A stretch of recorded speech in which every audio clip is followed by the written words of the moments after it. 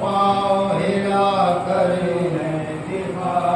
रोकर कहा के सांस फकत आश्कार है, हो इसका क्या हिसाब के दम का शुमार है, हो इसका क्या हिसाब के दम का शुमार है। पहुँचे करीब फौज तो देवर के गए, चाहा करे सवाल ये शर्मा के रह गए, गैरत से रंग उड़ गया थर्रा के रह गए, चादर पिसर के चेहरे से सरका के रह गए, चादर पिसर के चेहरे से सरका के रह गए।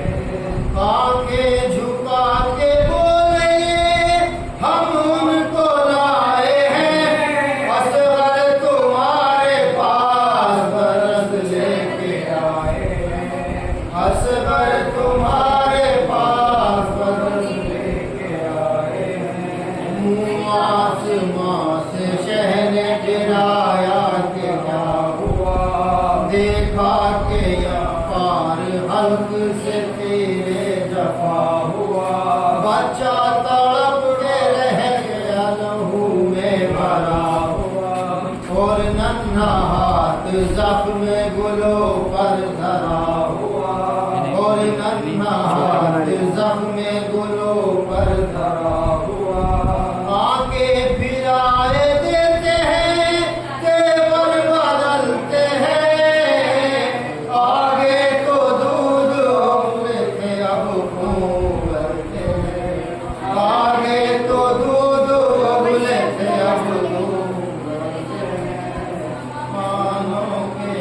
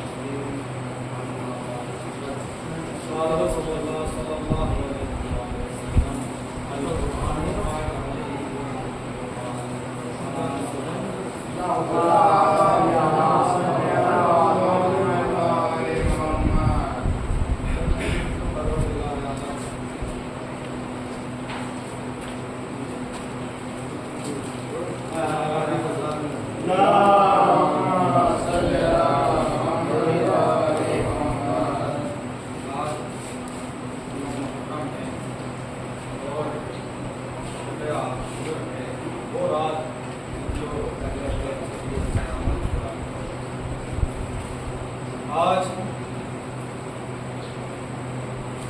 जनाब अली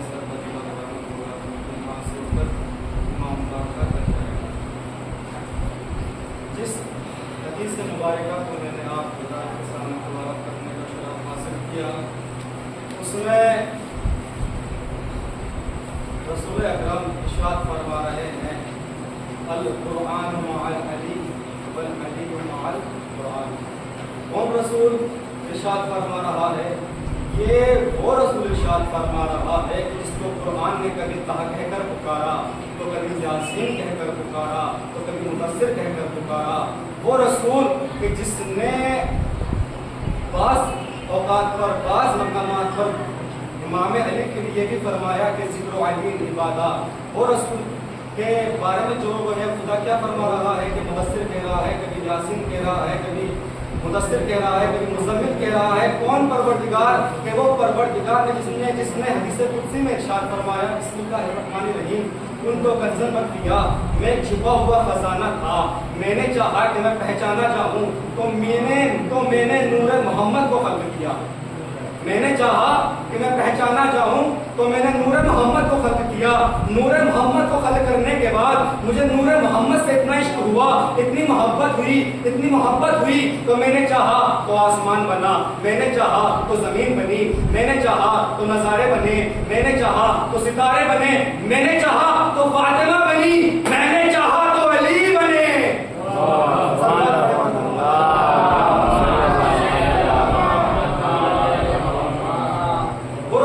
फरमा रहा है कि अल कुरान मअल अली वल अली मअल कुरान, यानी कुरान अली के साथ है और अली कुरान के साथ है।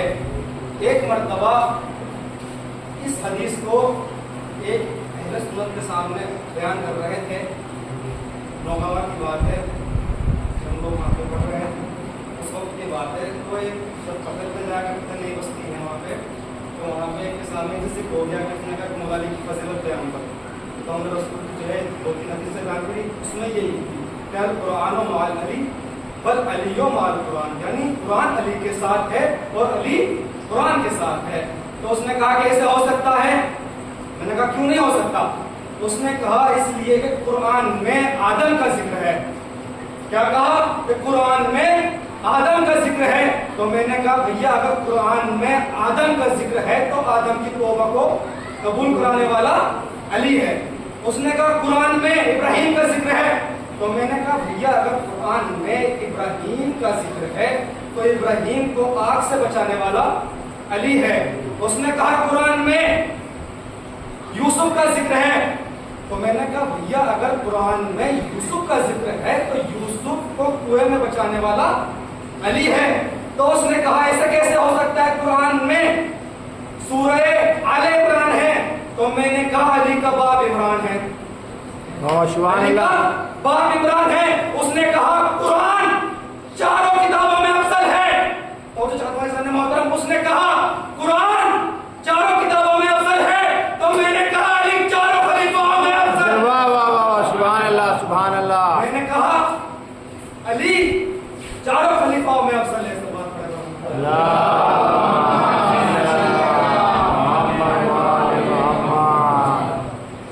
उसने कहा कि कुरान चारों किताबों में अफजल है। तो मैंने कहा अली चारों खलीफाओं में अफजल है। इससे मिलती जुलती बात के कुरान अली के साथ और अली खान के साथ एक दफा की बात है, खलीफा अव्वल का दौर है, दरबार सजा हुआ है, दरबारी बैठे हुए हैं। एक यहूदी दरबार में आता है, खलीफा अव्वल का दौर है। आने के बाद कहता है कुरान में एक आयत है, अगर तुमने उसका जवाब मुझे दे दिया तो मैं मुसलमान हूँ। क्या कहा?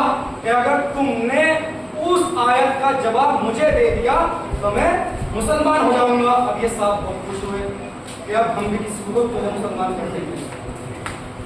ये कहा, उसने कहा पता तेरा सवाल क्या है, तेरी आयत क्या है जो कुछ कहना चाह रहा है?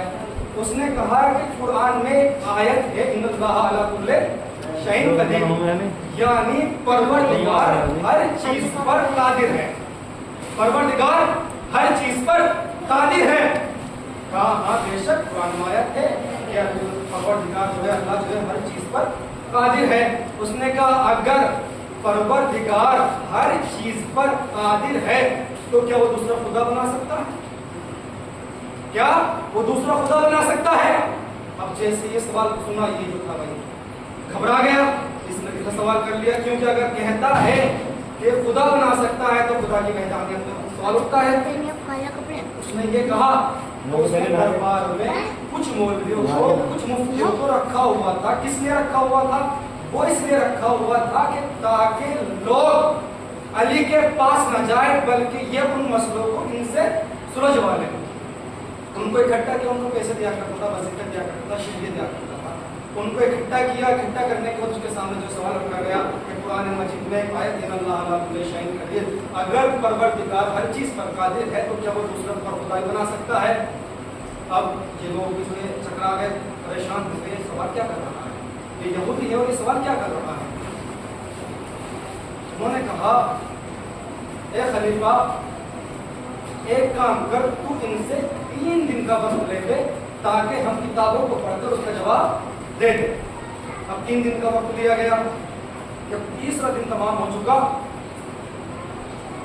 सुबह ही पहले कहा जाए कि दरबार खुलने से पहले, दरबार सजने से पहले ये यहूदी दरवाजे पर आकर खड़ा हो गया। दरबार खुला, अंदर पहुंचा, खलीफा आया, दरबारी आए, मौलवी आए। जब मौलवी आ गए तो पूछा क्या क्या सवाल का जवाब बताइए।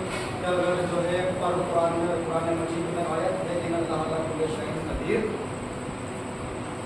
यानी परवरदिगार हर चीज पर कादिर है तो दूसरा ही बना सकता है। तो खलीफा अव्वल ने अपने मौलवियों को, अपने मुफ्तियों को जमा किया। जमा करने के बाद उनसे पूछता है कि बताओ कि इसका सवाल का जवाब मिला या नहीं। तो ये मौलवी कहते हैं कि हमें इसका जवाब नहीं मिला, ये मुशरिक है, इसको कत्ल कर दिया जाए। ये मुशरिक है, खुदा की वहदानियत पर सवाल उठा रहा है, इसको कत्ल कर दिया जाए। अब खलीफा अव्वल ने इसको जो है अल-मुख्तसर, इसने जो है हुक्म दिया कि इसको कत्ल कर दिया जाए। अब ये यहूदी मुस्कुरा रहा है, ये यहूदी मुस्कुरा रहा है। अब जैसे ही मुस्कुरा रहा है तो खलीफा अव्वल कहता है तुम मुस्कुरा क्यों रहा है? हम तो तुझे कत्ल करना चाह रहे हैं, हम तो तुझे कत्ल करना करवा रहे हैं, तू मुस्कुरा क्यों रहा है? वो कहता है मैं मुस्कुरा इसलिए रहा हूं कि मैं तो कत्ल हो रहा हूं, लेकिन मेरा सवाल अभी भी जिंदा है, मेरा सवाल अभी भी जिंदा है। ये कहा, ये परेशान हो गए, ये तो कह रहा है कि मेरा सवाल अभी भी जिंदा है। और इसने एक बात और कही कि मेरा सवाल तो अभी भी जिंदा है और मेरे मरने के बाद, मुझे कत्ल करने के बाद तू मुझे एक ही जगह फेंकेगा। जब ये लोग देखेंगे, देखने के बाद ये पूछेंगे कि इसको कत्ल क्यों किया गया, इसको कत्ल क्यों किया गया। तो एक ना एक लोग, एक ना शख्स बता ही देगा कि इसने जो है सवाल किया था कि अल्लाह अला कुल्ली शैइन कदीर, अल्लाह हर चीज पर कादिर है। और इसने सवाल किया था कि क्या खुदा अगर हर चीज पर कादिर है तो क्या परवरदिगार दूसरा खुदा बना सकता है? उसने ये कहा। अब ये परेशान हो गए कि बात सही कह रहा है। अगर लोग पूछेंगे कि इससे मरने के बाद, लोग पूछेंगे कि इसको क्यों कत्ल किया गया, इसकी वजह जानेंगे, वजह पता चलेगी। और पता चलने के बाद एक गिरोह जो इजाद पा जाएगा और उसका ये बानी बन जाएगा, एक मजहब इजाद पा जाएगा और ये उसका बानी बन जाएगा। अब ये परेशान हो गए, मौलवियों से मशवरा लिया गया, मुफ्तियों से मशवरा लिया गया। उन्होंने कहा कि ऐसा करो, कुरान से इस आयत को मिटा दिया जाए, यानी उसको मिटा दिया जाए। अब जैसे ही ये कुरान में इन्नल्लाह अला कुल्ली शैइन की आयत को मिटाने के लिए चले, वहीं पर एक बुजुर्ग बैठे हुए थे और वो खड़े हुए, जिसका नाम सलमान फारसी है। वो खड़े हुए, खड़े होने के बाद कहते हैं, उसका हाथ पकड़ते हैं, तू किसके पास जा रहा है? मैं तुझे खलीफा बिला फस्ल के पास लेकर चलता हूँ, मैं तुझे खलीफा बिला फस्ल के पास लेकर चलता हूँ। अब जैसे ये उसको लेकर चले, सलमान फारसी दक्कुल बाप किया। दक्कुल बाप करने के बाद दक्कुल बाप किया, अंदर से मौला की आवाज आई, सलमान ले आयो साहिल को। क्या कहा? ले आयो साहिल को। कहा मौला ले आया। अब जैसे ही इतना सुना, ये यहूदी वापस होने लगा। अब ये यहूदी वापस होने लगा। अब जैसे ही वापस होने लगा, अब जैसे ही वापस होकर चलने लगा, मौला ने सवाल किया, ए यहूदी, ए साहिल, तू अपने सवाल का जवाब नहीं लेगा? तू अपने सवाल का जवाब नहीं लेगा? कहा मौला, मुझे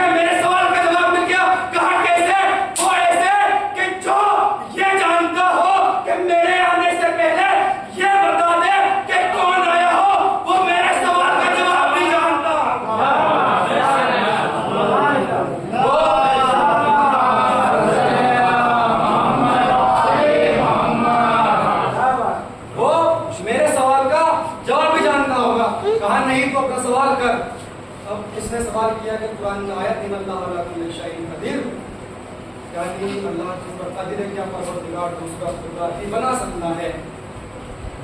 तो मौला ने कहा इस जवाब में दे सकता हूँ, कहा क्या कि परवरदिगार दूसरा खुदा तो बना सकता है लेकिन उसमें एक शर्त होगी। कहा क्या शर्त ये है कि परवरदिगार दूसरा खुदा तो बना सकता है लेकिन ये मखलूक होगी वो खालिक। खुदा एक ही होगा, ये मखलूक होगी वो खालिक होगा। सलवात पढ़ना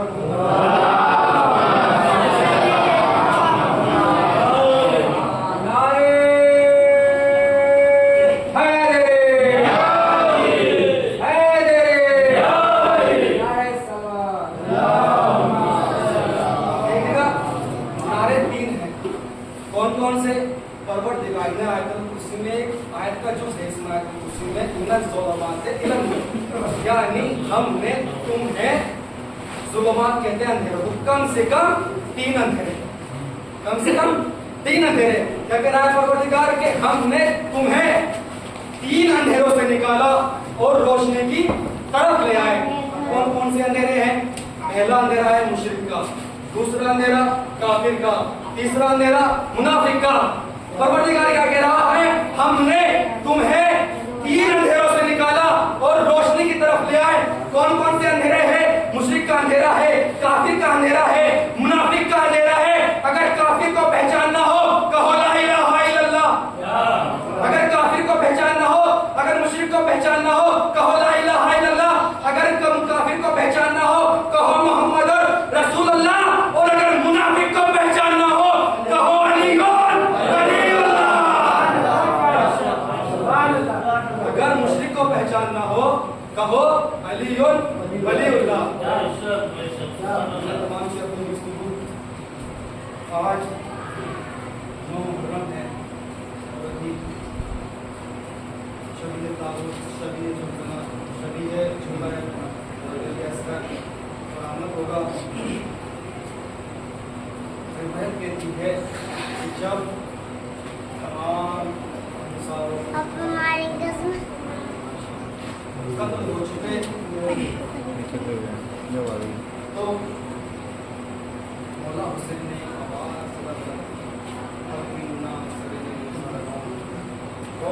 जो हमारी मदद किया हमारे तारीख बताती है, मक्तब की रिवायतें हैं कि जनाब को झूठे से मारा, तारीख बताती है जैसे ही इमाम हुसैन खैमे में आते हैं और आने के बाद पूछते हैं कि सदा कैसी है। मुख्तसर से बयान करता हूँ क्योंकि मसाइल नहीं कर पाता कि सदाएं क्यों अलग हो रही हैं।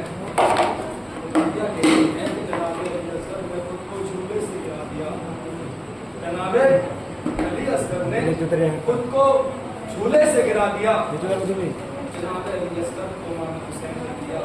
इस तरह से लेकर जा रहे हैं अपने अब्बा के दामन में लेकर जा रहे हैं और जाने के बाद पहुंचे अशिया के पास। जाने के बाद कहते हैं कि इस बच्चे को कोई सूद नहीं है, इसको तो पानी दे दो। देखिएगा इज़ान मोहतरम जनाब अली असगर का मतलब किस तरह से बोल रहे थे, बंद हो रहे थे। शायद आपने तसव्वुर किया होगा, कभी गौर की होगी कि कभी आपने किसी मछली को पानी से बाहर निकाला हो तो जो मछली है पानी से बाहर निकलने के बाद इस तरह से करती है, कभी अपने मुंह को खोलती है, कभी बंद करती है, कभी खोलती है, कभी बंद करती है। जनाब अली असगर इतने प्यासे थे, इतने प्यासे थे कि जब उनको चेहरे से जनाब हुसैन ने मौला हुसैन ने पर्दे को हटाया, नकाब को हटाया, तो जनाब अली असगर का मुंह कभी खुल रहा था, कभी बंद हो रहा था, कभी खुल रहा था, कभी बंद हो रहा था। तो मौला हुसैन कहते हैं ओजश किया, इसका तो कोई कसूर नहीं है, ये तो छोटा बच्चा है। अगर तुम्हें ये लगता है कि मैं इसके बहाने से, इसके जरिए से मैं पानी पी लूंगा तो मैं इसको जमीन पर रख देता हूँ और मैं पीछे आ जाता हूँ। देखिएगा इज़ान मोहतरम, वो जमीन करबला की ऐसी जमीन थी कि अगर उस पर गंदम का कोई दाना डाल दिया जाए तो वो डूब जाए। जनाब अली असगर को मौला हुसैन ने करबला की जमीन पर लेटाया। जनाब अली असगर जैसे ही जमीन पर लेटे किस तरह से मचल रहे होंगे, तसव्वुर कीजिएगा। निज़ारे मोहतरम साहिब औलाद का मजमा है, इस तरह से मौला हुसैन का जनाब अली असगर कैसे मचल रहा होगा कि जब मौला हुसैन पीछे हटे तो फौज अशिया ने मौला जनाब अली असगर को पानी नहीं दिया। मौला हुसैन ने जनाब अली असगर को दोबारा अपने हाथों पर उठाया और उठाने के बाद कहा कि तुम्हें ये लगता है कि अगर मैं इसके जरिए से पानी पी लूँगा तो मैं उसको ज़मीन पर रख देता हूँ। इमाम हुसैन ने जनाब अली असगर को ज़मीन से उठाया। उठाने के बाद अब जैसे ही गोद में लिया उधर हुरमुला ने तीन भालों का तीर जनाब अली असगर के लिए तैयार किया। मैं कहूँगा हुरमुला, ये तो छोटा सा बच्चा है, ये तो 6 माह का बच्चा है, अगर तू एक भाले का तीर भी चलाएगा तो ये बच्चा शहीद हो जाएगा। इस 3 भाले के तीर की क्या जरूरत है। अब जनाब अली असगर को मौला हुसैन ने उठाया। मौला हुसैन ने जैसे जनाब अली असगर को उठाया, हुरमुला ने 3 भाले का तीर चलाया। जनाब अली असगर के गर्दन में पेवस्त हुआ। पेवस्त होने के बाद इमाम हुसैन के बाजू में लगा। इमाम हुसैन के बाजू में लगा। इमाम हुसैन ने जनाब अली असगर के पानी को हाथ जनाब अली असगर ने इमाम हुसैन ने जनाब अली असगर के खून को हाथों में लिया। लेने के बाद जमीन की तरफ फेंकना चाहते हैं। जमीन ने आवाज दी है, मौला हुसैन, अगर अली असगर का खून जमीन पर आया तो ता क़यामत जमीन से कोई अनाज पैदा ना होगा, कोई दाना पैदा ना होगा। इमाम हुसैन ने चाहा कि जनाब अली असगर के खून को आसमान की तरफ फेंके तो जनाब आसमान से आवाज आई, ऐ इमाम हुसैन, अगर अली असगर का खून आसमान की तरफ आया तो ता क़यामत तक कोई एक बूंद आसमान से पानी ना बरसेगा। अब अज़ान मतलब शाह ने क्या खूब इस मंजर को जो है क्या खूब अशार में पेश किया है कि इनकार आसमां को है, राजी जमीन नहीं। इनकार आसमां को है, राजी जमीन नहीं। असगर तुम्हारे खून का ठिकाना कहीं नहीं।